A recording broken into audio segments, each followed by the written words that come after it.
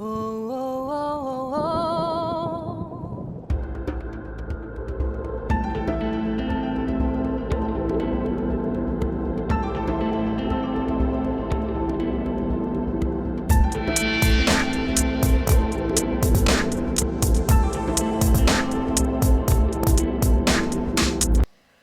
Bonjour à tous et bienvenue dans cette partie 2 de nos études concernant le psaume 3, partie 2 où nous allons voir la structure du texte.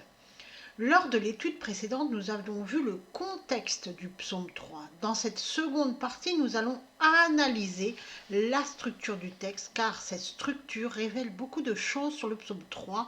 Elle donne des clés de compréhension qui vont permettre de poser les bases pour comprendre l'enseignement de ce psaume. Commençons par relire le psaume 3. On va... pour les besoins de lecture de cette étude, la dernière fois, j'avais choisi la traduction de la Bible de Jérusalem lors de la partie 1 de ces études. Mais cette traduction ne fait pas apparaître les pauses. Donc, pour les besoins de cette étude, on va lire la traduction de Louis II. Psaume de David, à l'occasion de sa fuite devant Absalom, son fils. Ô Éternel, que mes ennemis sont nombreux, quelle multitude se lève contre moi. Combien disent à mon sujet, plus de salut pour lui auprès de Dieu. Pause. Mais à toi, ô Éternel, tu es mon bouclier, tu es ma gloire et tu relèves ma tête. De ma voix, je crie à l'Éternel et il me répond de sa montagne sainte. Pause. Je me couche et je m'endors, je me réveille, car l'Éternel est mon soutien. Je ne crains pas les myriades de peuples qui m'assiègent de toutes parts. Lève-toi, Éternel, sauve-moi, mon Dieu, car tu frappes à la joue tous mes ennemis, tu brises les dents des méchants. Le salut est auprès de l'Éternel, que ta bénédiction soit sur ton peuple. Pause. Nous avions dit lors de l'étude précédente que David n'avait pas fui. Il avait préféré ne pas affronter son fils afin de ne pas le perdre et il avait préféré de ne pas faire subir aux habitants de Jérusalem une guerre. Ce que beaucoup ont pris pour de la lâcheté est en réalité un acte de foi. Ce qui est considéré, donc ce que je viens de dire, par le monde comme étant une fuite, c'est un acte de foi, car David remet toute sa confiance en Dieu.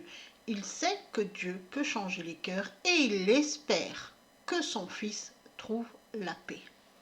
Maintenant, voyons la structure du texte. Nous remarquons que le texte nous invite à faire 3 pauses dans notre lecture. Il faut savoir que les psaumes étaient habituellement chantés. En hébreu, dans le texte originel, il s'agit du mot « Sélah », qui est un verbe qui signifie exalter, élever. C'est lui qui a été traduit par le mot « pause ». On retrouve ce mot 3 fois dans le texte. La première fois à la fin du verset 3, la seconde fois à la fin du verset 5 et enfin la troisième fois à la fin du psaume. Ce mot, c'est là, mis à la fin des versets, à vrai dire, on ne sait pas trop à quoi cela correspond. Comme le psaume est un chant, on peut penser qu'il s'agit d'un changement de rythme, un changement de tonalité musicale, comme si on élève la voix, on change la tonalité de sa voix pour passer d'un sujet à un autre. C'est donc toute la vibration du texte qui change, un peu comme si on commençait à chanter avec une tonalité grave pour graduellement élever son ton de voix. On retrouve ce mot qui souvent a été traduit par le mot pause dans de nombreux psaumes, mais jamais au nombre de 3, sauf pour ce psaume 3 où il apparaît 3 fois. Et on retrouve la même structure dans la complainte du prophète Habakkuk que l'on peut lire au chapitre 3 de son livre. Quand on lit le chapitre 3 du livre de Habakkuk, et je vous invite à aller le lire, cette magnifique prière du prophète, on s'aperçoit que le texte est aussi divisé en 3 parties et on y retrouve les 3 pauses qui délimitent les 3 parties. Première partie du verset 1 à la première partie du verset 3 où le prophète confie sa peur à l'Éternel. La seconde partie, qui commence à la seconde partie du verset 3 jusqu'au milieu du verset 9, partie où Habakkuk se rappelle les délivrances passées de l'Éternel et son intervention future. Ainsi, on comprend que le prophète, après la peur des débuts, remet toute son espérance dans le Seigneur, espérance qui s'appuie sur ce que Dieu a déjà accompli par le passé.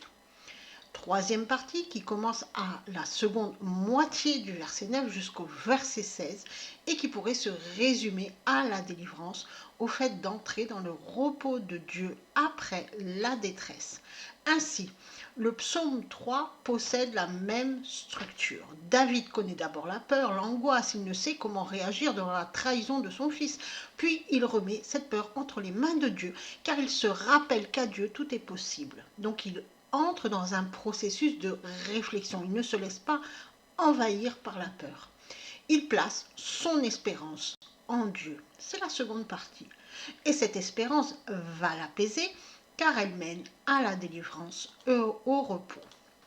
Ainsi, devant la peur qui nous assaille, devant l'angoisse, devant la difficulté ou l'épreuve, ce moment où l'on pense perdre pied, c'est à ce moment-là précis qu'il faut penser à Dieu et se rappeler que tout est possible à celui qui a foi en Dieu, car Dieu peut tout. Il faut donc se placer dans l'espérance et se dire que Dieu calme toutes les tempêtes, même les plus terribles. Et cette espérance mènera au repos, à la délivrance, car Dieu entend toujours une demande pleine d'espoir, réalisée avec foi, et il répond toujours à ces demandes. On y retrouve les trois tonalités, et si l'on fait un parallèle avec le psaume 1, les trois types de taille ou d'élagage que Dieu opère en nous. D'abord, la peur, car c'est dans la peur que celui qui a foi en Dieu va se tourner vers Dieu et espérer. Il ne va pas partir dans tous les sens. Il va se tourner vers Dieu, donc il ne va pas se laisser envahir par la peur. C'est un acte de foi. Cependant, on n'espère pas tout et n'importe quoi, on ne demande pas tout et n'importe quoi. On espère l'action de Dieu dans le plan de Dieu, toujours. On ne demande pas à Dieu quelque chose qui va contre son plan. On espère que Dieu agit dans son plan. David aurait pu demander à Dieu de vaincre son fils. Au contraire, il a demandé à Dieu d'apaiser son fils. Puis, on entre dans le repos de Dieu, car Dieu délivre de la peur, de l'angoisse, de nos tourments et apporte la solution lorsqu'on est dans la difficulté.